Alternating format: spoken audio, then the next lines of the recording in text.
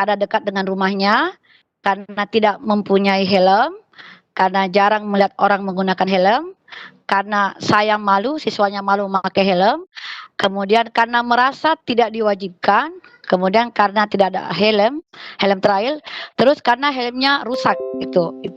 Oke, berikutnya Pak.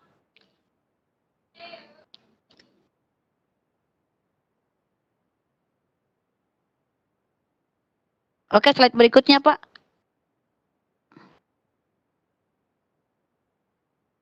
Oke. Oh, bukan Pak. Yang ketiga, slide ketiga. Slide ketiga. Slide ketiga, Pak. Yang di bawahnya mungkin Pak. Bisa slide ketiga, Pak? Oke, nah, motor siswa yang memiliki motor siswa yang memiliki kaca spion. Ini ada hasil data yang mereka dapatkan. Itu yang menjawab alasannya untuk melihat keadaan di belakang orang, kemudian supaya lebih memudahkan untuk menyeberang karena takut kecelakaan, kemudian untuk mematuhi peraturan lalu lintas. Oke, berikutnya Pak. Lanjutan. Oke. Nah, ini kemudian kenapa memakai kaca spion? Ada yang karena ada yang tidak memakai karena tidak ada, karena rusak sebelah, karena sudah dicuri. Oke. Berikutnya. Kemudian yang memakai nomor polisi. Nah, ini ternyata siswa tidak memakai nomor polisi karena merasa bapaknya malu. Itu 2 orang. Kemudian jaga-jaga nanti ada operasi sebrah, kemudian agar tidak ditilang, kemudian supaya tidak ditangkap polisi, kemudian 2 orang tidak memberi alasan, kemudian memakai nomor polisi karena mematuhi lalu lintas. Ya, berikutnya Pak. Oke. Kemudian 4 orang yang menjawab, ini lompat Pak, ada yang sebelumnya. Ini tentang mereka kalau mengendari motor kecepatannya berapa. Oke, yang ini Pak, oke. Kecepatan dalam mengendari motor. Nah, ini dari 17 responden, 13 menjawab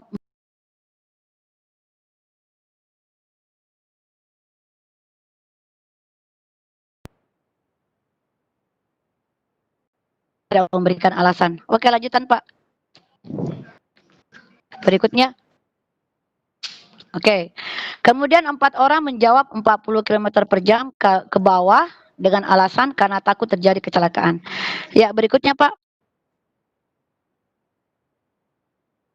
Ya. Ya. Kemudian motor yang memiliki lampu weser. Nah, dari 18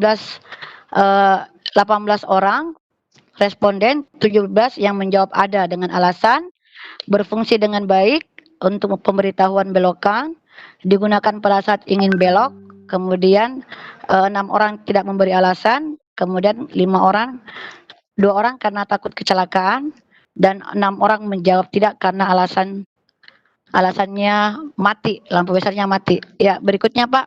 Nah, pengetahuan tentang peraturan lalu lintas dari 12 responden, 6 orang yang menjawab tahu dan 6 orang yang menjawab tidak tahu. Jadi ini hanya sebagai contoh. Sebenarnya kalau mau dibahas satu presentasi mungkin agak panjang, dan ini hanya contoh siswa mencoba menggali informasi dari teman mereka sendiri.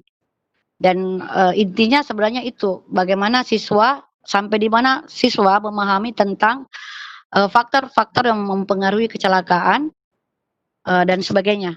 Ya, bisa tampilkan kesimpulan. PowerPoint untuk kesimpulan, Pak.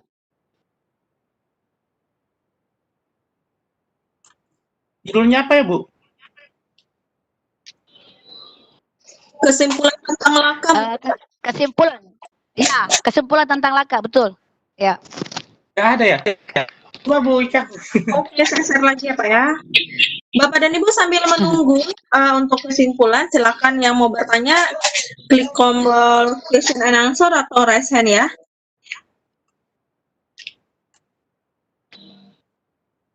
Oke. Ada juga nih yang kirim lewat WA nih pertanyaannya.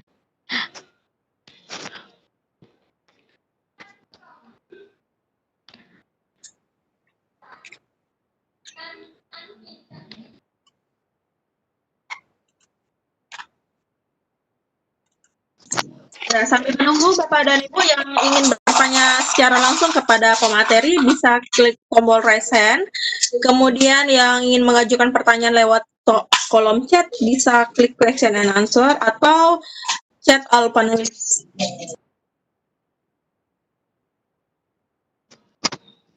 Iya, saya juga sekedar menambahkan bahwa kondisi di Kecamatan Lembang itu memang tidak ada rambu-rambu lalu lintas layaknya seperti di kota. Jadi yang ada cuma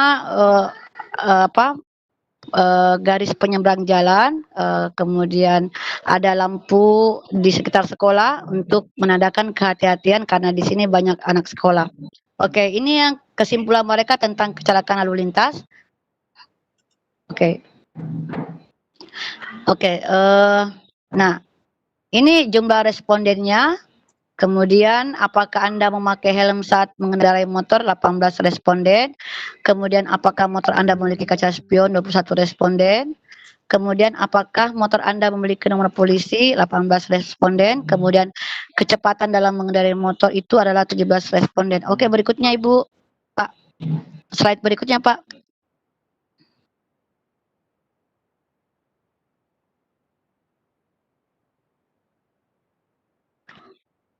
Bisa slide berikutnya? Oke. Ini apakah motor Anda memiliki waser? Ini adalah 18 responden. Kemudian apakah Anda mengetahui aturan? 12 responden. Mungkin saya minta yang di bagian akhir, Pak. Slide akhir. Kesimpulan mereka tentang kecelakaan. Tentang laka. Oke. Nah, usulan agar tidak terjadi kecelakaan adalah mengurangi kecepatan, menaati peraturan, menggunakan sistem pengaman seperti helm, kaca spion, lampu waser, dan lain-lain. Kemudian pemerintah daerah harus memberlakukan peraturan lalu lintas yang lebih ketat di daerah. Jadi seperti itu hasil presentasi mereka. Contoh dari presentasi tentang kecelakaan yang mereka showcase-kan. Tapi sebelumnya saya akan menggambarkan kondisi di sekitar Lembang itu memang tidak ada rambu-rambu lalu lintas, misalnya tidak ada lampu traffic light gitu. Yang ada itu adalah garis penyeberangan jalan, kemudian ada halte yang disiapkan setiap sekolah, kemudian ada juga lampu sebagai tanda supaya berhati-hati karena banyak anak sekolah. Sehingga ketika persoalan helm di Kecamatan Lembang itu memang seperti merasa tidak diwajibkan karena memang tidak ada seperti yang mereka simpulkan tidak ada peraturan yang ketat di daerah tentang peraturan mematuhi tata tertib berlalu lintas. Ya, terima kasih. Baik, terima kasih pemaparannya Ibu Nur Hidayamanto, pemateri kita pada malam hari ini. Sungguh sangat luar biasa pengalaman dan share ilmu dari beliau. Untuk itu saya persilakan untuk menanya beberapa orang yang sudah resen, Bapak Saleh Lebeharian. Oke, bentar ya. Saya persilakan untuk aktifkan mikrofonnya Pak Saleh. Silakan Pak. Halo Pak Saleh. Ya, baik Ibu, terima kasih Bu. Atas Ya. berikan kepada saya Bu. Assalamualaikum. Jadi Bu yang Bu ya. Waalaikumsalam. Partisipasi publik ini Bu. Apakah pembelajaran ini Bu? Iya betul Pak. Ya bisa diterapkan Bu dalam kondisi sekarang ini Bu. Melalui pembelajaran jarak jauh begitu Bu. Oh iya. Oke. Hanya itu Pak? Langsung dijawab. Apa hanya itu Pak? Iya. Iya. Baik, silakan Bu. Iya. Oke. Terima kasih. Jadi pada saat masa pandemi corona masuk ya, saya dengan peserta didik saya yang kelas 9, yang tadinya kelas 8, karena mereka yang tadinya kelas 7 mereka sempat menyaksikan kakak kelas mereka melakukan showcase. Jadi mereka ingin melakukan hal yang sama. Nah, cuma masanya yang tidak bisa. Tapi karena ini sangat protokol kesehatan sangat tidak memungkinkan karena setelah saya diskusi dengan beberapa teman dengan peserta didik yang sekarang kelas 9 itu mereka ingin sekali seperti kakak kelas mereka turun mencari informasi, menggali data, wawancara, kemudian mengolah data dan sebagainya. Hanya saja itu tidak bisa dilakukan saat sekarang karena tidak bisa ada kedekatan. Artinya mengatur jarak itu susah. Saya tidak bisa menjamin apakah siswa saya bisa mengatur jarak ketika dia melakukan wawancara dengan anggota masyarakat. Nah, kalau mereka melakukan wawancara dengan siswa mereka, karena sekarang di sekolah kami sudah tatap muka, itu mungkin saya bisa jamin karena saya bisa pantau langsung. Tapi ketika mereka turun ke lapangan, itu yang saya tidak bisa pantau. Saya tidak bisa mengatur tentang bagaimana mereka mematuhi protokol kesehatan, baik mereka maupun narasumber yang akan mereka wawancarai. Saya juga takut ketika mereka wawancara dan mereka mengatur jarak, ini bisa menimbulkan sedikit ketidakenakan bagi narasumber atau bagi responden yang diwawancarai.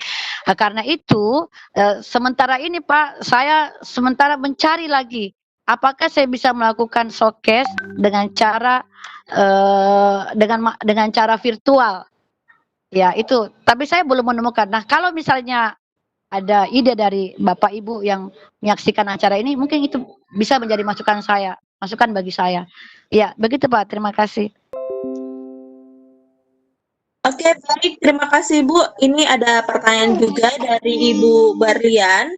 Ibu Barlian menanyakan, menarik sekali untuk materi Ibu, cuman ada yang mau ingin ditanyakan, untuk apa pembelajaran partisipasi publik ini diajarkan di sekolah? Silakan Bu, langsung dijawab. Iya. Iya, terima kasih Bu Berlian. Nah, saya adalah guru pendidikan Pancasila dan Kewarganegaraan. Nah, sebagai guru PPKN, saya harus mengajarkan siswa saya untuk mengamalkan prinsip-prinsip demokratis dalam menyelesaikan masalah yang terjadi di sekitar lingkungan mereka. Jadi intinya mengurangi tindakan main hakim sendiri, mengurangi tindakan anarkis. Artinya penyelesaian masalah itu bisa diselesaikan dengan cara demokratis melalui debat yang baik, menjaga kesantunan, kesopanan, dan ketika mereka misalnya menggali data, kemudian merumuskan masalah, itu adalah bagian dari partisipasi mereka sebagai warga negara. Itu bagian dari pembelajaran dan itu penting bagi mereka ke depannya. Iya. Seperti itu Ibu. Terima kasih. Baik, terima kasih Bu. Ada pertanyaan lagi. Bisa dijelaskan kembali tentang langkah-langkah untuk pembelajaran partisipasi publik. Silakan. Oke. Iya, terima kasih Ibu. Nah, pertama saya menggunakan dulu discovery learning. Nah, tahapan discovery learning itu dimulai dengan pemberian rangsangan atau stimulus. Jadi akan dimunculkan pertanyaan dulu, apa masalah yang terjadi di lingkungan sekitarmu? Kemudian apakah masalah itu mengganggu atau menimbulkan keresahan bagi kamu dan orang-orang di sekitarmu? Itu sebagai stimulus ya. Kemudian setelah itu mereka ada tahap kedua, identifikasi masalah ya, di mana mereka mulai mengidentifikasi masalah-masalah apa yang terjadi di sekitar mereka yang mereka anggap meresahkan bagi mereka dan warga sekitarnya. Nah, setelah itu kemudian ada pengumpulan data, jadi data collection dicari, kemudian misalnya mereka mengangkat ya tentang kecelakaan yang terjadi di sekitar mereka dalam perharinya. Itu penting karena itu akan menjadi dasar bahwa masalah ini layak untuk disokeskan. Nah, setelah itu mereka mengolah data atau data processing. Setelah itu mengolah data artinya kembali mengolah lagi kecelakaannya karena apa itu. Apakah itu juga karena jalanan, faktor jalanan, kemudian kendaraan kah atau pengemudi kah itu. Kemudian mereka akan membuktikan. Jadi mereka memverifikasi. Jadi misalnya mereka menentukan satu tempat nih yang mau diverifikasi. Misalnya tempat tinggal si peserta didik yang bernama A misalnya. Mereka ke sana cek betul tidak data yang diambil kemarin. Setelah itu kemudian mereka mengambil kesimpulan. Kesimpulan itu bisa jadi masalah ini diangkat atau tidak. Kalau misalnya pengolahan datanya tidak akurat, maka mereka tidak mengangkat ini untuk diperdebatkan, tapi akan mereka merumuskan kembali masalah apa yang harus diperdebatkan. Nah, kemudian saya melangkah ke proyek berbasis masalah. Nah, proyek ini adalah tahap pertama adalah pertanyaan mendasar dulu. Nah, ini masalah layak tidak diangkat. Nah, ini kan sudah terjawab pada kesimpulan di discovery learning tadi. Setelah itu kemudian mereka mendesain perencanaannya. Jadi setelah mereka menentukan bahwa anggaplah ini masalah kecelakaan yang kita angkat, yang mau kita showcase-kan, mereka mendesain perencanaan proyeknya. Misalnya tanggal berapa nih kita mulai menggali data. Kemudian tanggal berapa harus mengumpulkan data, kemudian tanggal berapa kita harus mengolah data. Itu. Kemudian tahap ketiga, itu yang tadi mengajukan jadwal, kemudian memonitor kemajuan. Jadi misalnya teman-teman mereka yang dari menggali data tadi, dimonitor dulu, datanya sampai di mana, siapa yang sudah diwawancarai, kemudian berapa orang diwawancarai. Itu. Setelah itu mereka menguji lagi hasil data mereka atau menguji hasil proses data mereka. Nah, misalnya kayak kemarin, showcase kemarin ternyata mereka sudah targetkan 18 responden, tapi ternyata masih 3 respondennya, masih ada masih kurangnya mereka baru berhasil mewawancarai 15 responden. Nah, mereka kemudian mengevaluasi ya, apa nih hambatannya. Nah, ternyata hambatannya dari teman-teman mereka yang ditugaskan, satu, mereka ternyata masih gagap untuk wawancara, kemudian mereka bingung bagaimana cara mewawancarai. Nah, hasil itu kemudian mereka diskusikan lagi, mereka saling memotivasi, saling memberikan pembelajaran, bahkan membantu temannya, nih saya temani dulu wawancara supaya kamu lebih percaya diri, itu contohnya. Nah, setelah itu kemudian melakukan evaluasi. Nah, setelah evaluasi dilakukan, semuanya sudah siap, kemudian PowerPoint-nya sudah siap, kemudian masuklah ke model pembelajaran yang ketiga, yaitu showcase. Jadi bagaimana nanti mereka men-showcase-kan, memperlihatkan ini masalah nih yang ingin saya presentasikan, yang ingin kelompok kami presentasikan. Jadi begitu Bu, ada 3 model pembelajaran yang saya terapkan di pembelajaran partisipasi publik ini, yaitu discovery learning, project, dan showcase. Ya, terima kasih Bu Berlian. Baik Bu, ini pertanyaan selanjutnya saya bacakan dulu. Mana dia tadi? Oke, dari Bapak Yudiansyah dari SMP Islam Kijati, memperhatikan pemaparan Ibu itu penggabungan beberapa model pembelajaran. Yang saya ingin tanyakan, apakah dalam pelaksanaan model showcase ini dilakukan 1 kali pertemuan ataukah harus bersiklus secara siklus, Bu? Silahkan Bu. Iya, jadi pertemuan itu kan saya 3 jam ya, PPKN itu artinya 2 kali pertemuan dalam seminggu. Itu pertemuan rutinnya. Jadi misalnya jadi showcase ini memakan waktu 6 jam mata pelajaran atau 2 minggu. Jadi 2 minggu itu kami bahas terus ini showcase, tapi pertemuan rutinnya itu adalah terjadwal. Jadi misalnya kami nanti kumpulnya jam berapa ya di sekolah, itu kita jadwalkan dalam proyek, dalam bentuk tabel ya. Jadi misalnya jam 1 sampai jam 2 kita bertemu di sekolah. Misalnya topiknya di sekolah itu adalah mengerjakan pengumpulan data misalnya. Jadi pertemuan resminya itu di kelas itu 6 jam atau 4 kali pertemuan, tapi secara terjadwal itu ada. Bisa sehari sekali, kemudian jeda, kemudian hari berikutnya lagi, tergantung dari proyek yang mereka jadwalkan. Seperti itu, Pak. Ya. Baik. Terima kasih, Bu. Ini ada pertanyaan selanjutnya. Bagaimana pemaparan atau langkah-langkah pembelajaran untuk publikasi publikasi untuk publikasi ini, metode ini diterapkan di sekolah dasar untuk anak-anak tingkat kelas rendah maupun kelas tinggi.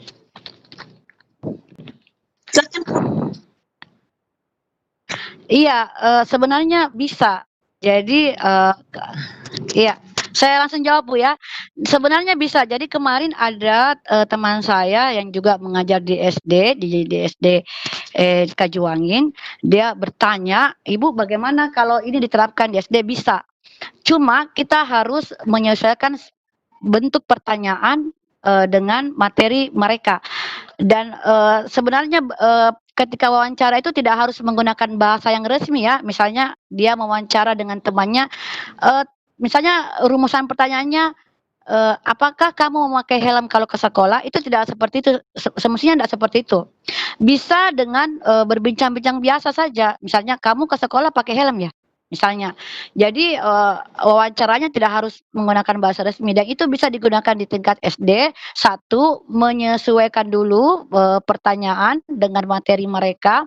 Yang kedua, memilih memilih satu orang dari kelas tinggi yang mempunyai apa ya, yang percaya diri, nah kemudian dilatih untuk wawancara. Jadi ambil satu temannya untuk sparring partner, temannya sebagai narasumber, kemudian dia mewawancarai, kemudian, minta tolong dengan guru untuk menjadi sparring partner. Jadi gurunya yang diwawancarai, yang, siswa SD murid SD ini yang mewawancari gurunya, itu bisa latihan di situ dulu.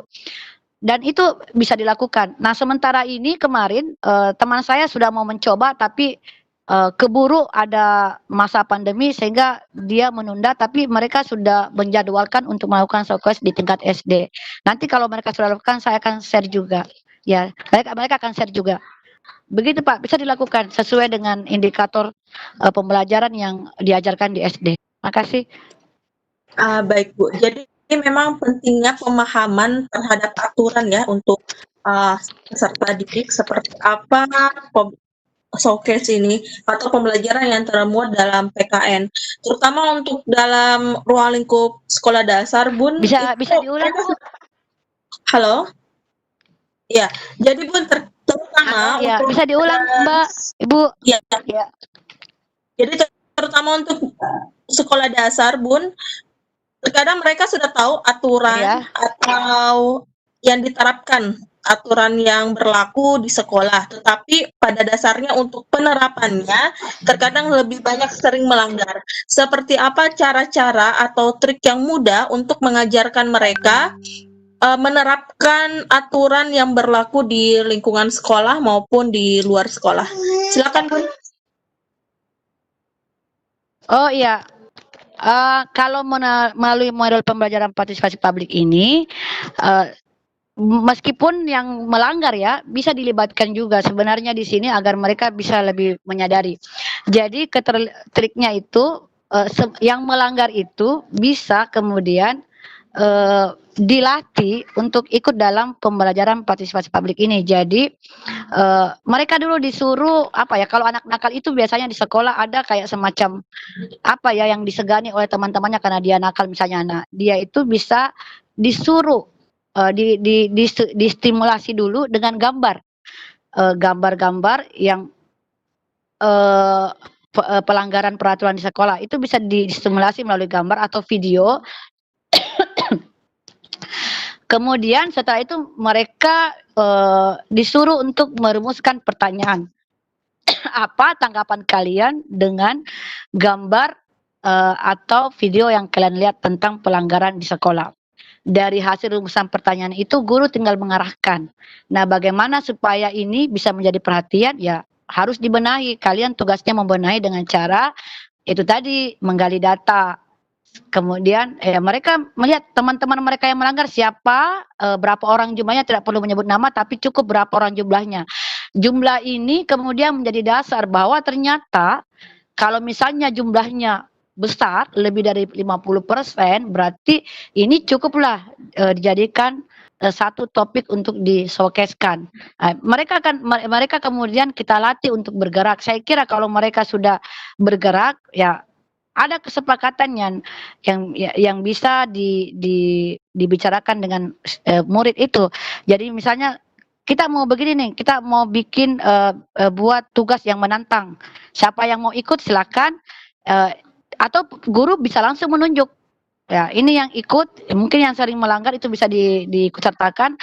Nah, perlihatkanlah yang tugas menantang itu. Misalnya kamu harus, bertanya sama teman kamu, kenapa, bajunya di luar, kenapa misalnya lompat pagar, tuh, kenapa bolos, itu. Kemudian kamu lihat peraturan yang mana yang dilanggar dari peraturan sekolah, apakah poin A, B, C. Mereka akan asyik, kalau siswa saya itu akhirnya mereka asyik dengan, penelitian sederhana mereka, dan itu saya rasa bisa juga untuk siswa SD, tinggal guru harus, lebih ekstra mendampingi siswa SD itu. Begitu Ibu. Makasih. Baik, saya mau network kembali dulu ya karena sudah ada Bu Yaya. Halo Bu Yaya. Halo Bu Yaya. Iya.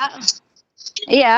Iya Ibu. Halo Ibu Yaya. Oh, bukan Nur Hidayah, Ibu Iya. partnernya Iya. Ibu Yaya Syam. Oh iya, namanya sama ya? Namanya hampir sama, Bu. Oh, sama. Oke. Kalau partner itu namanya harus sama. Iya, Baik, iya. Ibu Yaya Syam. Tapi saya belum masih. Ini ada pertanyaan ya, Bu ya? Saya bacakan Maaf Ibu, lagi. putus-putus nih saya dengarkan. Oke, bisa.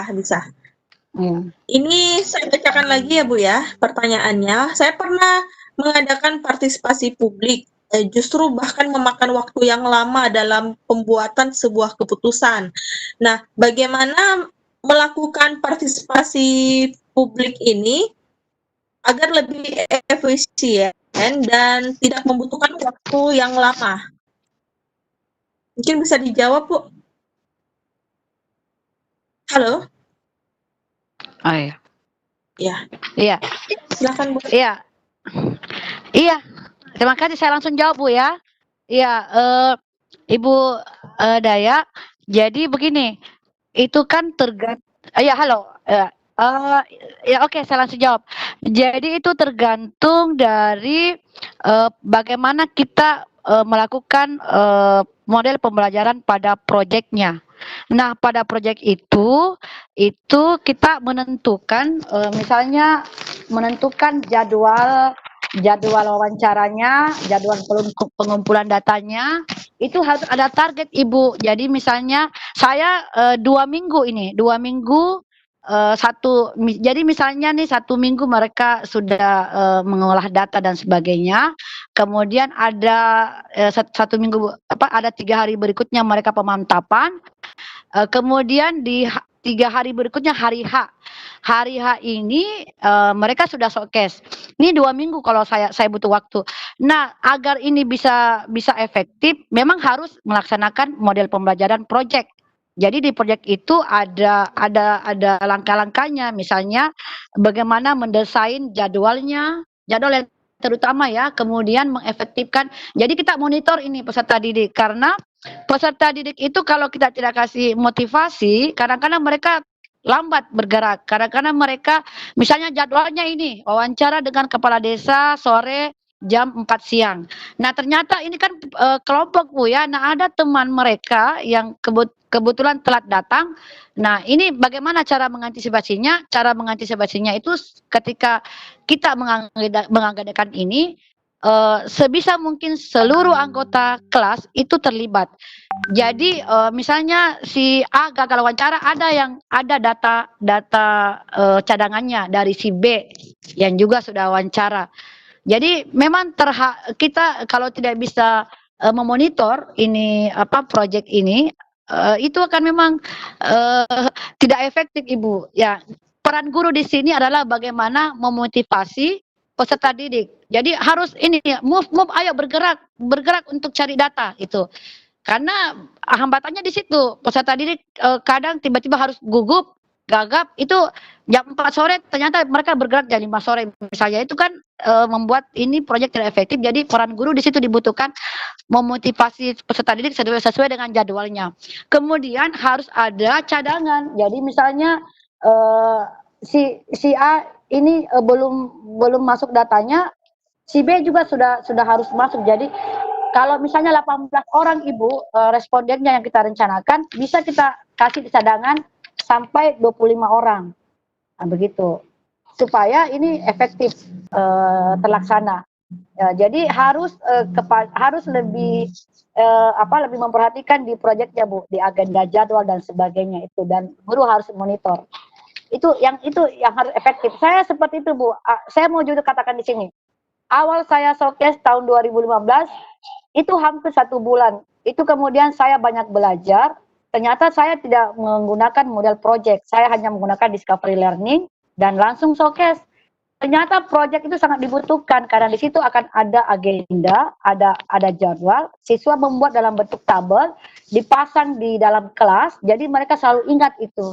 Ya, itu pengalaman saya. Kemudian case berikutnya 2016 itu saya cuma 2 minggu sudah bisa showcase mereka. Ya, begitu Ibu. Makasih. Baik, sungguh sangat luar biasa ya jawaban dari pemateri, sangat jelas sekali.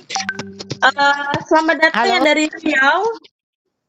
Selamat datang yang dari Riau, dan peserta yang hadir pada hari ini Bu bukan hanya dari Sulawesi, dari seluruh Indonesia hadir Maaf Ibu putus-putus. pada malam hari ini. Ya. Oke, baik. Saya Halo. bacakan pertanyaan selanjutnya ya, Ibu Nur Hidayah. Pertanyaannya, Putus-putus Ibu. Oke, halo, sudah bisa Bu dengar suara saya?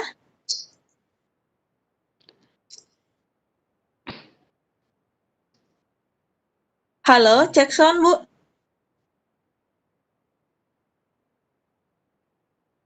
Mungkin Ibu Nur Hidayah untuk Maaf Ibu mendengar jelas. Oke, baik.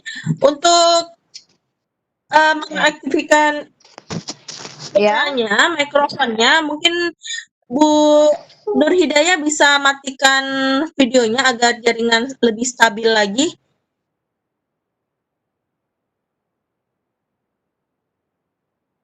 Halo? Ya, sudah Bu. Oke, baik Bu. Ini pertanyaan selanjutnya dari Ibu Novianti dari Aceh ya Bu ya. Bagaimana melakukan pembelajaran partisipasi publik pada sekolah boarding school yang tidak boleh keluar dari sekolah? Halo. Ya. Oh, sudah jelas Ibu kedengaran. Oke, baik Bu. Ya. Saya bacakan ulang ya Bu ya. Halo. Iya, halo Bu. Halo. Saya bacakan ya Bu ya. Halo Ibu, tidak kedengaran. Bentar. Halo Bu. Sudah jelas suara saya? Yang lain bagaimana? Apakah suara saya jelas, Pak? Di sini jelas. Jelas ya, berarti dari pemateri. Bagaimana Ibu? Halo? Ibu Yaya, Ibu Nur Hidayah, bisa lihat di kolom chat Bu ya, atas nama Ibu Novianti, ingin bertanya kepada Ibu. Cek sound Bu. Sepertinya lagi kendala audio pemateri. Mohon maaf ya Bapak Ibu ya, kita tunggu pematerinya. Jadi yang mau bertanya secara langsung, kami persilakan untuk klik tombol raise hand atau mengajukan pertanyaan di kolom chat. Halo Ibu Nur Hidayah. Halo? Ya. Ya, bagaimana Bu, suara saya sudah kedengaran lebih jelas? Halo Ibu, sebentar. Iya, jelas Ibu. Oke, baik. Mungkin agak lambat saja ya Bu ya penerimaan audionya. Saya bacakan kembali pertanyaan dari Ibu Novianti. Ya. Bagaimana melakukan pembelajaran partisipasi publik pada sekolah boarding school yang tidak boleh keluar dari sekolah? Bisakah yang bertindak sebagai publiknya adalah teman-temannya di sekolah, guru-guru di sekolah, atau tenaga kependidikan? Atau mereka bisa menghubungi teman-teman sosial media melalui media sosial untuk membagikan angkatnya? Silakan Bu.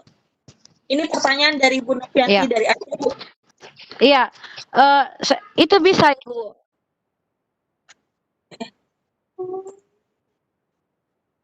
Pada penggalian data dan penggalian data itu berbagai cara. Halo? Halo? Ya. Halo? Kedengaran Bu. Silakan dilanjutkan. Kedengaran suara saya? Iya, kedengaran Bu. Oke. Kedengaran Ibu? Kedengaran Ya. Ibu Nur. Saya jawab langsung ya. Silahkan Ibu Ya. dijawab. Iya, saya jawab langsung. Jadi kalau pembelajaran partisipasi publik ini kan intinya ada masalah yang mau dipresentasikan. Nah, untuk menggali masalah itu, mengidentifikasi masalah itu. Kedengaran Ibu? Saya lanjut? Halo? Lanjut Bu, lanjut. Bagus. Halo? Iya Bu, bagus saja. Halo? Teruskan. Kedengaran Ibu? Iya Bu, Kedengaran, bagus. Bu. Oke. Saya jawab langsung ya. Iya, ya, silakan Bu. Halo? Iya Bu, silakan, silakan. Halo? Mungkin agak lambat mendengar. Halo, kedengaran Ibu? Nur Hidayah. Kedengaran Ibu Nur Hidayah. Ya, halo? Menyala aja wifi nak. Halo? Iya Bu, iya Bu. Ya, Jelas. oke. Saya jawab langsung Pak ya. Iya, silakan Bu, silakan. Iya, jadi kalau pembelajaran partisipasi publik ini lebih kepada ada masalah yang bisa diidentifikasi. Halo? Lanjut Bu, lanjut. Halo? Iya Bu, lanjut. Bagus suaranya. Silakan Halo? lanjut, Bu. Suaranya Lanjut, bagus kok. Ibu, Halo, Ibu. Halo. Jadi ini kan kalau iya oke, saya jawab langsung. Halo, saya jawab. iya Bu, bicara saja Bu, nggak usah silakan. Halo? Kedengaran ya? Iya Bu. Ya, halo. Iya Bu, Jadi iya, Bu, silakan. Oke. Jadi pembelajaran partisipasi publik ini intinya adalah ada masalah yang mau dipresentasikan.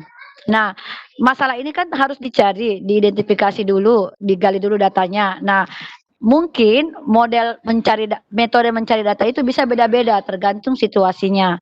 Jadi kalau misalnya boarding school nggak bisa keluar, ya bisa melalui angket, kemudian bisa melalui survei lewat WA group. Tapi usul saya tentukan dulu siapa temannya yang akan diberikan angket, nama-nama temannya, kemudian bisa dipilih, kemudian dikirimkan survei atau angket. Jadi metodenya bisa berbeda tergantung mana yang lebih mendukung situasinya. Itu bisa. Kemudian kalau misalnya masalah itu yang terjadi di sekolah, berarti narasumbernya bisa guru, bisa peserta didik, tenaga pendidikan, bahkan ibu kantin pun bisa. Karena kemarin siswa saya yang mengangkat masalah sampah, nah dia juga bertanya kepada ibu kantin, sampahnya bagaimana Ibu? Nah, yang kalau yang makan di sini bagaimana Bu? Sampahnya dibuang kemana? Kemudian ada tidak tempat sampah yang disiapkan oleh ibu kantin? Jadi kalau saya bisa berbeda metodenya menggali data, tergantung situasi mana yang mendukung untuk itu. Ya, terima kasih. Baik, terima kasih Bu. Ini Bapak dan Ibu silakan mengajukan pertanyaan secara langsung kepada narasumber kita dengan cara klik raise hand ya untuk mengajukan pertanyaan secara langsung. Yang ingin mengajukan pertanyaan lewat chat, silakan klik question and answer atau chat ke all partisipan atau all attendees. Sebelum dilanjutkan Bu, izinkan saya untuk mengingatkan kembali untuk sesi Lontara ke-41, silakan diisi link daftar hadirnya untuk malam hari ini. Saya cek monitor dulu ya Bu ya, ke Ibu Yaya Syam. Ibu Yaya Syam. Halo Bu Yaya. Halo Ibu Yaya Syam. Ibu Yaya Syam bisa monitor Bu? Ya, halo. Oke, Ibu Yaya Syam sudah bisa ya Bu ya? Halo. Iya, halo Ibu Yaya Syam, sudah bisa Bu? Iya, Bu. Iya, Ibu Yaya Syam sudah bisa ya? Halo. Saya alihkan ke lanjutkan.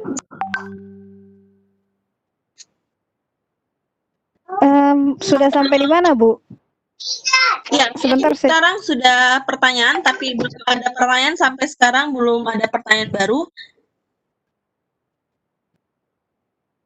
Bapak dan Ibu? Tidak bisa saya pantau yang karena baru-baru masuk. Iya. Baik, jadi pertanyaan yang di kolom chat sudah saya bacakan. Silakan Bu, ada yang raise hand. saya alihkan ya moderatornya ke Bu Yaya Syam. Silakan lanjutkan Bu Yaya Syam. Ya, terima kasih banyak Bu. Terima kasih banyak buat Ibu Ika yang sudah menghandle kegiatan ini dari awal. Ya, mohon maaf terlambat karena sementara di perjalanan tadi dan ada sedikit kegiatan juga. Ya, terima kasih banyak Bapak dan Ibu yang sudah ikut berpartisipasi di malam hari ini di acara Lontara edisi ke-41. Halo Ibu pemateri. Ya, sepertinya ada kendala ya Ya, ada kendala Ada yang di yang raise hand Bu Yaya. Ya, ada yang raise hand Bu, cuman ini Ibu materinya sudah bisa mendengar tidak ya? bisa sudah. Oke. Oh, Oke, saya sudah dengar Ibu. oh ya Bu. Oh ya, terima kasih banyak. Saya lanjut ya.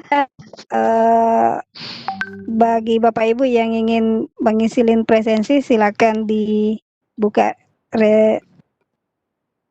room chatnya dan kita beralih ke peserta yang lagi raise hand ya. Ada Halo. Bapak Saleh Beharia. Halo Ibu Ika. Terputus Ibu. Bisa... Sudah Bu. Ya, halo. Oke. Silakan Bapak Saleh untuk mengajukan pertanyaannya. Iya, halo. Ya Ibu, terima kasih Bu. Ya. Ini tadi Ya. Ditambah-tambah dulu suaranya Pak, ditambah-tambah suaranya. Ya Bu, terima kasih Volumenya. atas kesempatannya. Iya, silakan Pak. Ini yang saya tanyakan Bu untuk ini. Kira-kira Bu, kelemahan dan kelebihan dari metode partisipasi publik ini gimana ini Bu? Kelebihan dan kekurangannya Bu. Ya, kelebihan dan kekurangan dari aplikasi Halo, Pak. ini. Ya. Iya, halo Pak, bisa. Kelemahan dan Halo kelebihan. Ibu pemateri, Bisa diulang sedikit Pak? Iya. Kelemahan dan Oh iya. Ya, saya langsung. Iya, silahkan lanjut Bu. Halo. Ya, saya jawab langsung. Saya jawab langsung Bu. Iya, silakan Bu, silakan. Halo, saya jawab langsung. Iya, silakan Bu, silakan. Iya, kelebihan dulu ya. Kalau kelebihannya adalah kalau showcase ini sudah bisa kita laksanakan, maka peserta didik itu bisa belajar berpikir kritis, kemudian dia bisa terbiasa mempraktekkan dialog, debat, atau negosiasi, kemudian dia bisa memutuskan sebuah masalah, sebuah solusi dengan cara yang bertoleransi, dengan cara yang penuh kesantunan. Jadi itu kelebihan showcase. Karena apa? Showcase ini sebenarnya bagaimana peserta didik itu bisa terlibat secara mental dan emosional pada proses pembelajaran. Jadi semua perasaan mereka, misalnya ada rasa malu, kecewa, percaya diri, itu mereka bisa libatkan di proses itu. Dan mereka ketika sudah berproses di situ, itu akan membiasakan mereka untuk berdemokratis. Jadi kalau misalnya Bapak mengikuti proses Bapak melakukan pembelajaran partisipasi publik, perhatikan Pak bagaimana debat di kelompok itu yang terjadi di kelompok itu, bahkan ada yang bisa sampai terlibat secara emosional. Artinya mungkin karena pendapatnya dianggap oleh kawannya belum bisa diterima. Nah, itulah yang ada di situ. Tapi sebenarnya itu adalah kelebihan. Meskipun prosesnya seperti itu adalah kelebihan, kelebihannya akan mereka akan dapatkan setelah proses itu. Mereka ada pelajaran di situ. Nah, kekurangan dari partisipasi pembelajaran partisipasi publik ini adalah itu memakan waktu yang pembelajaran partisipasi publik ini adalah itu memakan waktu yang cukup lama. Jadi satu indikator yang terlewatkan, indikator pembelajaran yang terlewatkan ada 1 KD yang kemudian harus terlewatkan karena showcase ini memakan waktu 2 minggu. Tapi kemudian saya siasati dengan melaksanakan waktu 2 minggu. Tapi kemudian saya siasati dengan melaksanakan KD tersebut pada waktu berikutnya. Jadi RPP saya itu Pak, sebenarnya pertamanya itu bukan showcase, bukan discovery learning, dan juga bukan project, tapi kemudian saya membuat catatan dan menempelkan pada RPP saya bahwa situasinya ternyata saya harus melaksanakan showcase. Kekurangannya itu, waktunya cukup banyak, kemudian peran guru itu extraordinary. Maksudnya begini Pak, itu memakan waktu guru di luar jam sekolah. Jadi pengalaman saya Pak, pada saat proses ini berlangsung, saya ke sekolah itu sudah niat memang tinggal di sekolah sampai sore. Karena menunggu anak-anak juga datang, siswa-siswa datang, dan saya mendampingi mereka dalam proses itu. Itu sebenarnya. Jadi waktu guru tersita lebih banyak, bahkan di luar jam pelajaran. Itu kekurangan dari pembelajaran showcase ini, dan saya belum menemukan cara bagaimana pembelajaran partisipasi publik ini bisa tidak menyita waktu guru banyak bagi guru. Saya belum menemukan cara lain. Jadi kalau ini mau berhasil, gurunya memang harus extra time untuk membimbing siswanya. Seperti itu Pak. Terima kasih Pak Saleh.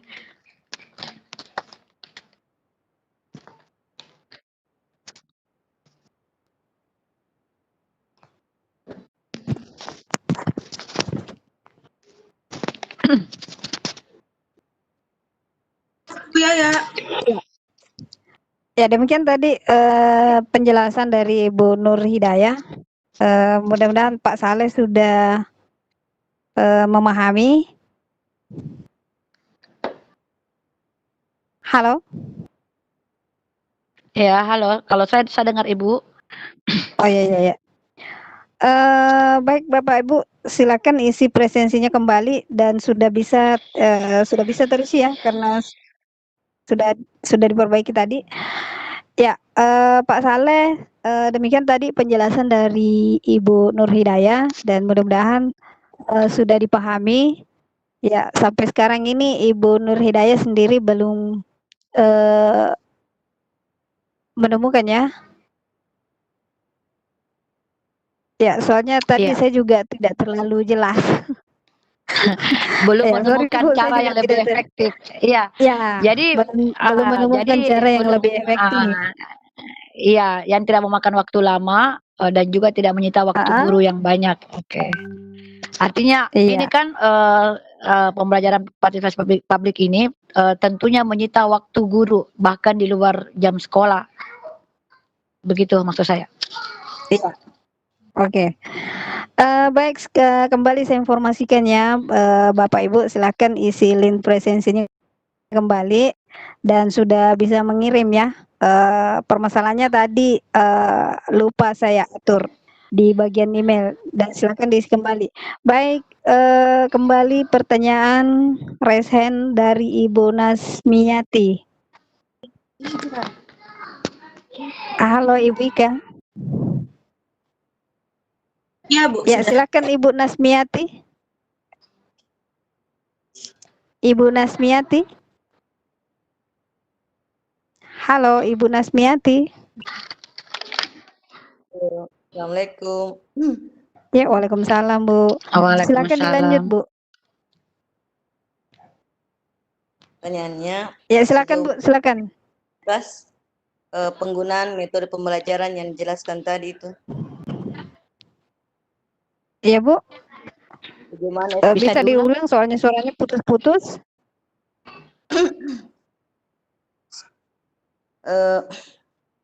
Halo Ibu Nasmiati, bisa diulang kembali pertanyaannya? Kita chat saja, Di.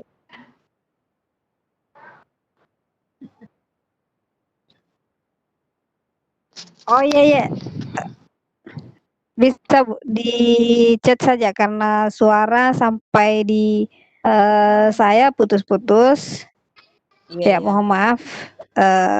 Sepertinya gangguan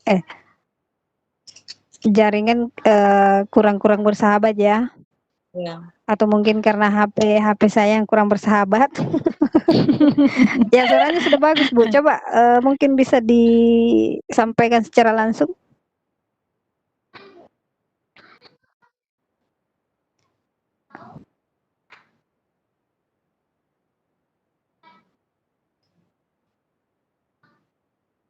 Ya, halo Ibu Nasmiati.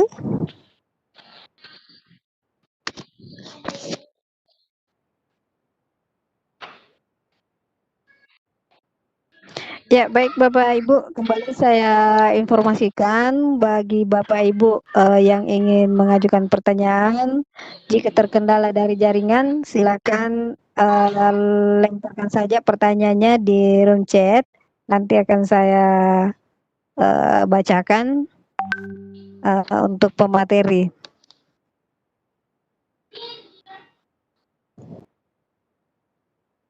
Ya, kalau Ini saya sudah lihat ada materi malam ini ya Bu. Iya Bu. Halo. Ada pertanyaan dari Bu Nasmiati di kolom chat, Bu Yaya.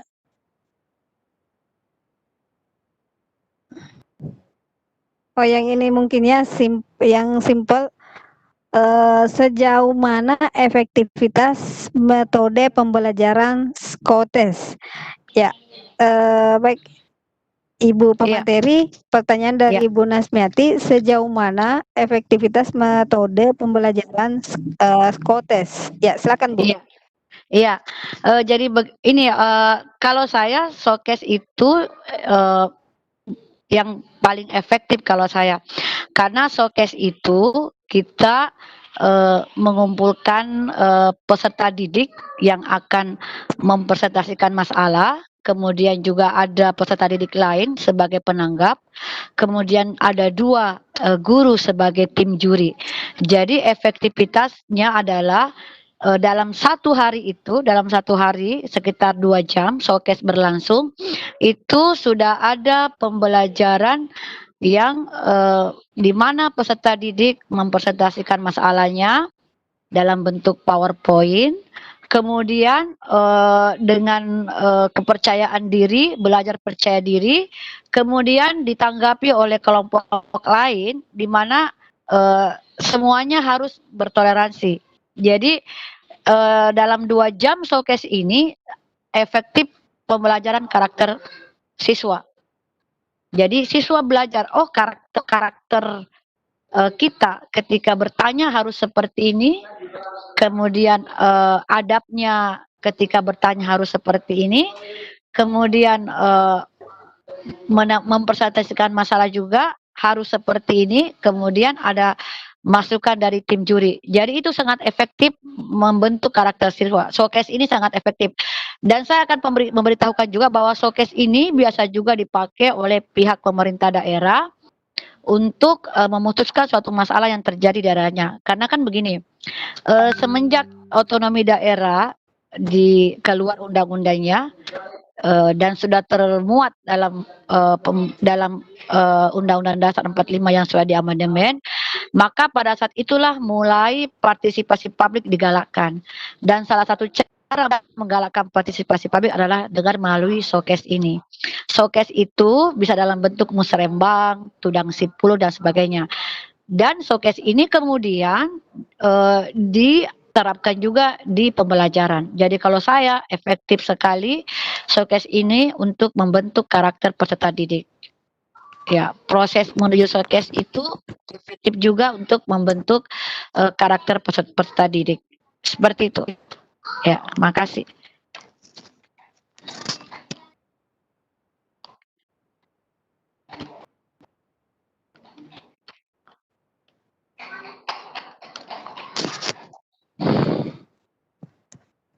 Halo.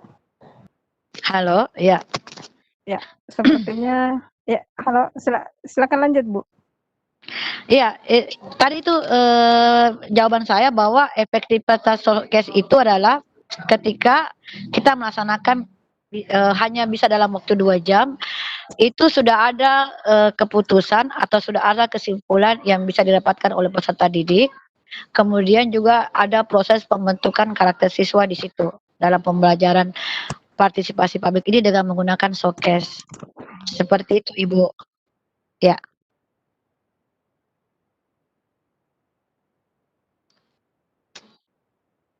Halo. Ya, seperti itu, Ibu.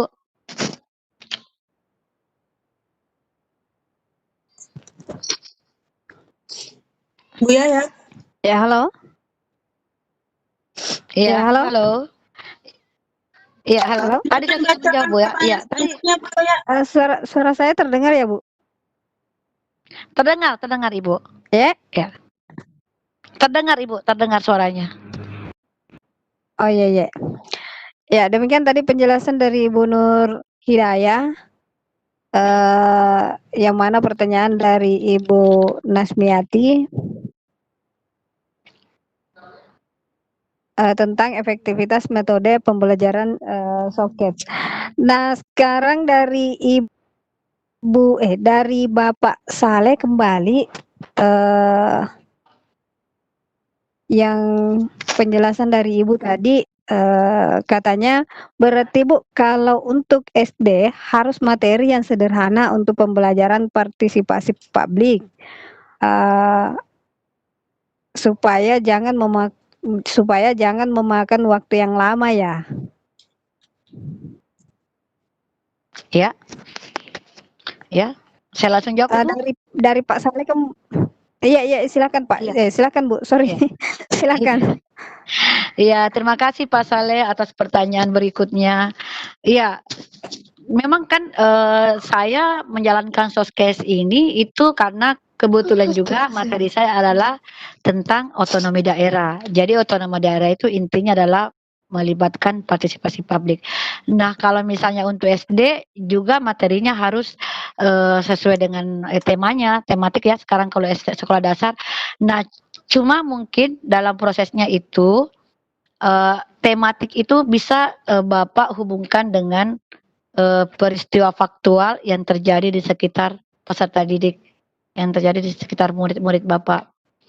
Nah, itu harus dari murid Bapak. Nah, kalau misalnya mau memunculkan permasalahan itu dikasih dulu stimulus, rangsangan. Nah, itu kan menggunakan model discovery learning. Jadi stimulusnya misalnya saya minta maaf Pak ya, kebetulan anak saya juga SD. Kemarin saya dapat materinya itu adalah tentang metamorfosis hewan. Jadi kalau misalnya seperti itu materinya, ya Bapak bisa memancing peserta didik binatang apa yang ada di sekitarnya yang mengalami metamorfosis itu. Kemudian masalah apa yang muncul di situ di metamorfosis itu. Misalnya kupu-kupunya tidak bisa jadi karena ada masalah seperti ini misalnya.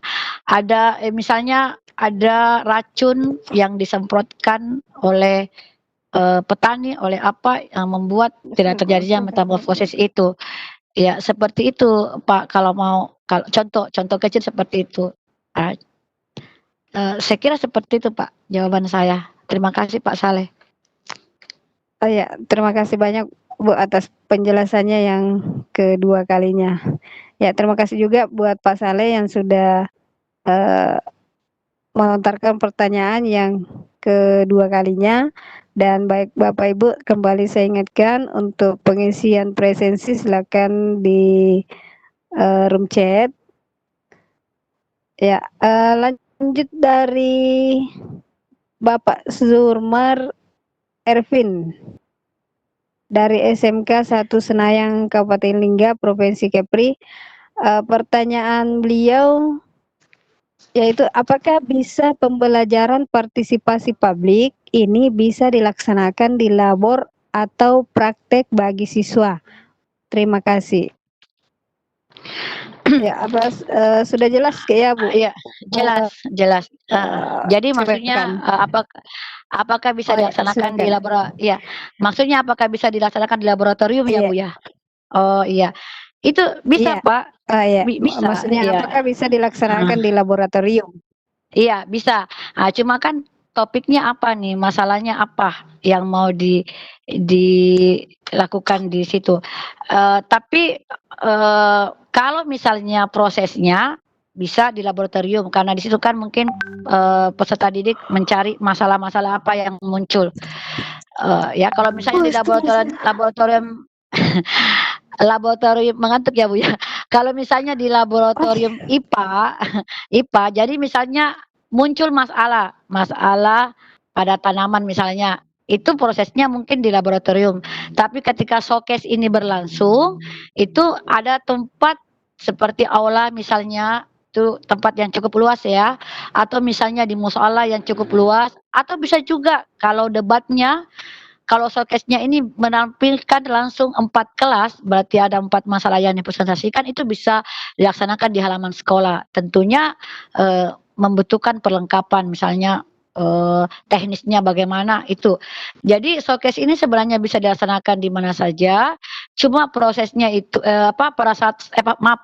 partisipasi publik ini bisa dilaksanakan, prosesnya bisa dilaksanakan di mana saja, tapi ketika showcase-nya, ketika memunculkan masalah, tentu tempatnya harus kondusif, harus memadai karena ada partisipan yang kita undang. Ada kelompok yang mempresentasikan, ada kelompok yang menanggapi, ada juga tim juri. Bahkan kalau showcase-nya yang lebih besar lagi, ya, yang lebih matang lagi, kalau tidak salah itu bisa yang kemarin hampir saya lakukan tapi tidak jadi karena ini kan siswa saya mengangkat masalah sampah. Saya mengundang dinas terkait, misalnya dinas kebersihan, cuma karena sesuatu hal terkendala tidak bisa hadir. Itu justru harus membutuhkan tempat yang lebih luas karena kalau misalnya ada instansi terkait yang datang ya, dia juga harus mendengar tentang sampah itu, tentang masalah sampah yang dipresentasikan. Itu. Begitu, Pak. Makasih.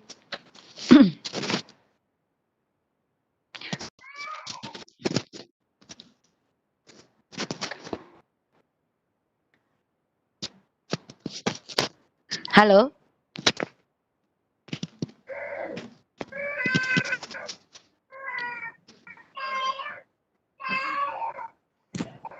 Ya, Ya, halo. Ya, halo. Ya, halo. Halo, Halo. Iya. Iya, Kan halo. tadi yang Saya penjelasan jawab tadi, Bu. dari Oh ya, tadi penjelasan dari Ibu. Iya, Bu, sorry. Demikian tadi penjelasan dari Ibu pemateri. Ya, kalau tidak salah dengar tadi bisa dilaksanakan ya tergantung dari tempatnya mungkin ya, Bu. Iya, kalau misalnya di laboratorium itu kan mungkin proses menuju showcase ya. Iya. Tapi pada Iya, saat iya. hari-hanya showcase-nya ya, harus tempat yang kondusif. Ya. Iya. Baik, Bapak Ibu yang ingin mengajukan pertanyaan, ya sepertinya materi malam ini sebenarnya cukup menarik dengan pembelajaran partisipasi publik. Ya, cuman sayang saya juga mengantuk. Ya, Kecapean, Bu. Iya. Baru sampai di rumah tadi, Bu. Iya, Bu, dimaklumi. Iya. Bapak Ibu yang ingin mengajukan pertanyaan silakan di room chat dan yang belum mengisi presensi silakan diisi link presensi ada di room chat. Ya, waktu kita sampai pukul Ibu Ika sampai jam berapa Ibu Ika? 22 atau sampai pukul 22 sih. Sampai pukul 22 sampai jam 10 malam. Ya, cuman saya lihat ini ada pertanyaan yang baru, Bu Yaya. Iya. itu dia juga belum ada pertanyaan dan saya yang mau bertanya, saya juga sebenarnya bingung dengan karena terlambat. Ya mungkin ada penjelasan yang masih belum lengkap dari awal Bu, mungkin bisa kembali disampaikan sama peserta supaya peserta yang baru masuk juga bisa mendengarkan kembali. Ya silakan Bu. Sambil Iya, menunggu jadi pertanyaan dari teman-teman. iya, terima kasih Ibu. Jadi Ya. pembelajaran partisipasi publik itu adalah pembelajaran yang tidak hanya melibatkan peserta didik tapi juga melibatkan anggota masyarakat. Di mana anggota masyarakat itu bisa jadi adalah stakeholder, bisa juga dari pejabat desa atau orang-orang yang dianggap penting di sebuah masyarakat. Nah, keterlibatan masyarakat itu dilakukan pada saat proses menuju showcase, di mana masyarakat bertindak sebagai narasumber atau responden yang dimintai pendapat oleh peserta didik. Jadi pembelajaran partisipasi publik ini prosesnya itu saya menggunakan 3 model pembelajaran.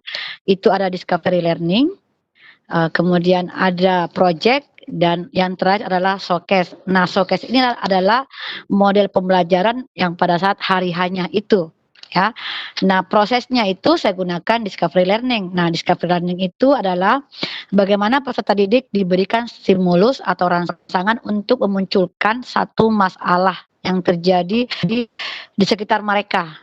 Nah, jadi mereka mengidentifikasi sebagai contoh, mereka dulu ya berapa kali kecelakaan terjadi dalam 1 bulan kemarin atau 1 bulan hari ini, kayak seperti itu. Nah, setelah mereka itu mengumpulkan data, kemudian mereka mengolah datanya itu.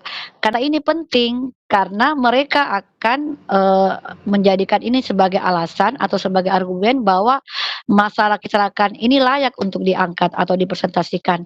Jadi kalau misalnya ternyata dalam 1 bulan terjadi 7 kecelakaan, berarti kalau 1 hari berapa, 1 minggu berapa, seperti itu. Nah, setelah itu mereka membuktikan dulu kembali. Jadi data yang mereka sudah olah, mereka buktikan, verifikasi kembali di lapangan untuk meminta pendapat masyarakat, betul tidak terjadi kecelakaan, menurut mereka bagaimana? Apakah ini sudah cukup merasakan atau bagaimana? Nah, setelah itu kemudian mereka mengambil kesimpulan. Kesimpulannya itu bisa jadi ada 2, bisa jadi masalah ini layak atau tidak layak. Nah, kalau masalah ini tidak layak, berarti mereka harus merumuskan lagi masalah apa yang layak untuk diangkat atau dipresentasikan. Nah, indikator masalah itu adalah ketika itu sudah cukup merasakan bagi warga di sekitar mereka. Proses berikutnya adalah project. Nah, project ini kan penting karena pada saat mereka melakukan penggalian data, anggaplah ya, saya analogikan penelitian sederhana itu harus terjadwal dengan baik. Ya, siapa yang bertugas menggali data, siapa narasumbernya, kemudian jam berapa mereka wawancara, berapa orang yang harus mereka wawancarai, semua terjadwal dengan baik dalam proyek ini, di proyek ini. Nah, kemudian kan langkah-langkah proyek itu adalah penentuan pertanyaan, apa yang mereka pertanyakan, kemudian mendesain perencanaannya, mengajukan jadwal, kemudian memonitor kemajuan proyek itu sampai di mana mereka wawancara, sudah berapa koresponden yang mereka wawancarai. Nah, kemudian itu mereka menguji kembali hasil belajar mereka. Apakah data mereka yang mereka sudah dapatkan sudah layak, sudah cukup sebagai bukti bahwa ini harus dipresentasikan. Nah, kemudian mereka melakukan evaluasi. Apakah masih ada kekurangan pada data dan sebagainya itu. Nah, kemudian yang ketiga adalah model pembelajaran showcase. Nah, showcase inilah yang hari hanya itu. Showcase itu berarti mempertunjukkan masalah. Misalnya masalah kecelakaan ini yang harus dipresentasikan. Jadi dalam 1 hari itu sekitar 2 atau 3 jam peserta didik itu dikumpulkan di suatu ruangan yang luas. Ada juga balihonya, misalnya showcase SMP 1 Lembang, hari, tanggal, temanya ini kan. Nah, itu kemudian ada partisipannya itu adalah siswa yang mempresentasikan, ada juga kelompok siswa yang akan menanggapi, kemudian ada 2 guru sebagai tim penilai. 2 guru sebagai tim penilai ini yang kemudian nanti pada akhir acara mengomentari seberapa baik mereka mempresentasikan, seberapa akurat data yang mereka mempresentasikan, seberapa akurat data yang mereka presentasikan, dan kemudian apa tindakan berikutnya untuk mengatasi masalah yang mereka presentasikan. Dan kemudian apa kesimpulan dari masalah itu. Ya, seperti itu garis besarnya Ibu. Ya, terima kasih.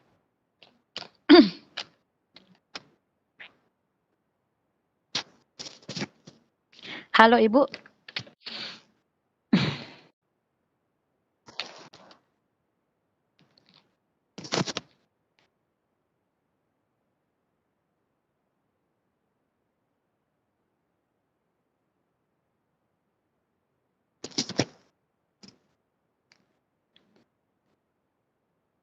Halo Ibu, Ibu tidak tidur ya?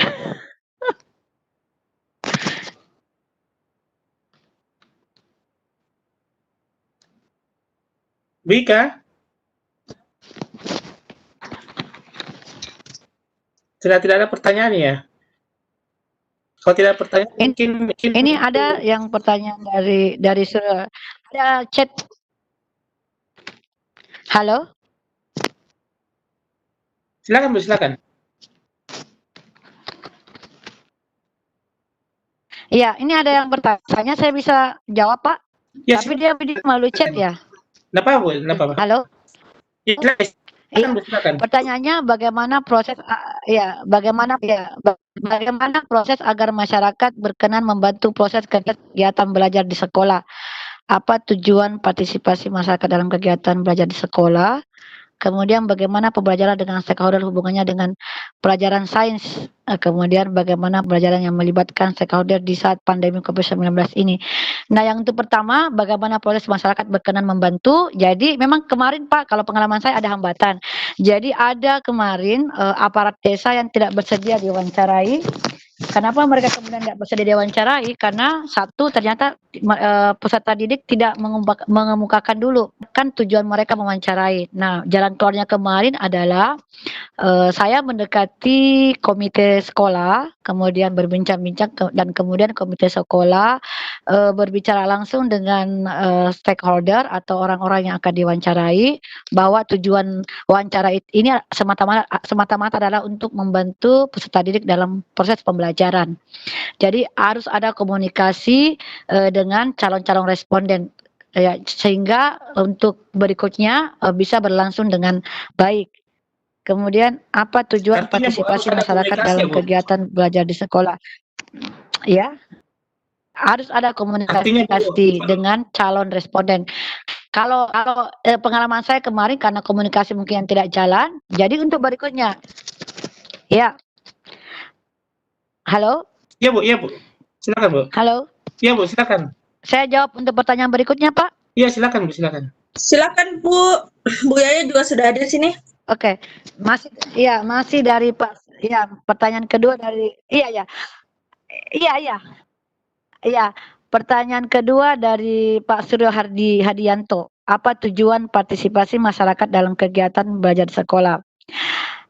Masyarakat perlu terlibat agar mereka tahu bahwa peserta didik itu sudah harus diajarkan untuk menjadi warga negara yang baik, dan mereka pun juga harus menjadi masyarakat juga ini harus menjadi warga negara baik.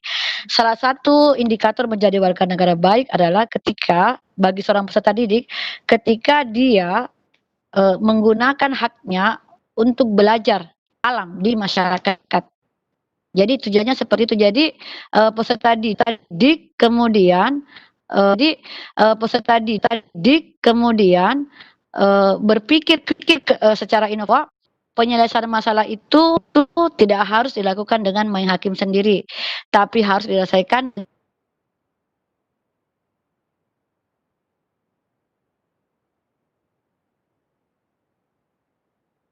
kenapa masyarakat harus terlibat dalam proses belajar. Kemudian pertanyaan ketiga masih dari Bapak Suryo Hadianto. bagaimana pembelajaran dengan stakeholder, hubungannya dengan pelajaran siswa. Stakeholder itu masyarakat, dia bisa juga tokoh adat, tokoh agama, bisa juga adalah anggota dewan yang kebetulan tinggal di sekitar masyarakat di mana peserta didik belajar. Nah, hubungannya adalah mereka harus membantu peserta didik karena mereka adalah salah satu pengambil kebijakan. Jadi contohnya begini, kalau misalnya peserta didik mulai menggalakkan literasi, mulai mempresentasikan tentang kecelakaan, kemudian mereka mempresentasikan itu, kemudian di situ ada tokoh adat, tokoh masyarakat, maka mereka ini kemudian bisa membuat peraturan desa, di mana peraturan desa itu bisa mengurangi terjadinya kecelakaan. Misalnya dalam peraturan desa itu, setiap warga yang ada di desa, kalau misalnya mengendarai motor harus pakai helm, kecepatannya tidak boleh melebihi misalnya 100 km karena ini kan bukan di kota ya, ini di kampung yang kurang kendaraan, jadi bisa mungkin 50 km per jam. Jadi itu contoh kecil bagaimana stakeholder itu ada hubungannya dengan pembelajaran ini, dengan pembelajaran partisipasi masyarakat, karena keputusan apapun yang diambil itu berhubungan dengan penentu kebijakan di tempat itu. Ya. Kemudian yang keempat, bagaimana pembelajaran yang melibatkan stakeholder saat pandemi, ke pertanyaan yang awal. Nah, ini juga yang sementara saya rancang. Karena ketika kita melakukan penggalian data, kita tidak bisa menjamin peserta didik seberapa patuhnya peserta didik dengan protokol kesehatan yang ditetapkan oleh pemerintah. Kemudian saya juga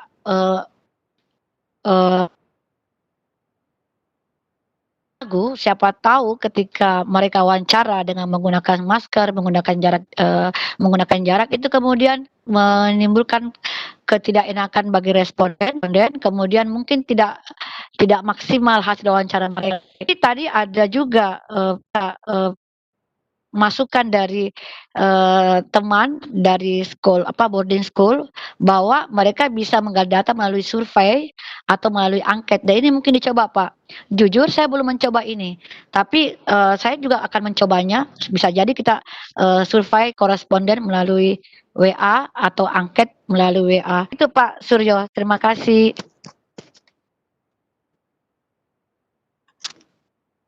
Terima kasih banyak Bu atas jawabannya. Saya ingin bertanya sedikit Bu. Silakan. Boleh Pak. Bu ya? Boleh, silakan Pak. Ini kan ceritanya siswa berwawancara dengan responden di luar. Bagaimana caranya misalkan kita menjamin keakuratan datanya? Jangan sampai karena respondennya menjawab seadanya sih mungkin Bu. Iya, betul Pak. Iya, jadi begini, jadi itu kita lakukan pada proses pembelajaran proyek, kan dalam tahapan proyek pembelajaran itu ada namanya evaluasi atau ada namanya juga monitor. Nah kan begini Pak, sebelum pengalaman kedua ini, sebelum misalnya wawancara, peserta didik itu harus menentukan calon responden, harus juga memunculkan misalnya nomor handphone atau alamatnya. Itu penting bagi saya guru untuk memonitor. Jadi misalnya dia monitor Ibu Suri misalnya. Nah saya setelah dia wawancara, saya lihat semua hasil wawancaranya, saya bisa secara diam-diam kemudian menghubungi Ibu. Saya hubungi misalnya lewat telepon, Ibu tadi ada wawancara begini, kalau menurut Ibu bagaimana? Itu kan. Jadi saya bisa cross check jawaban Ibu dengan pertanyaan yang sama. Itu yang pertama. Yang kedua,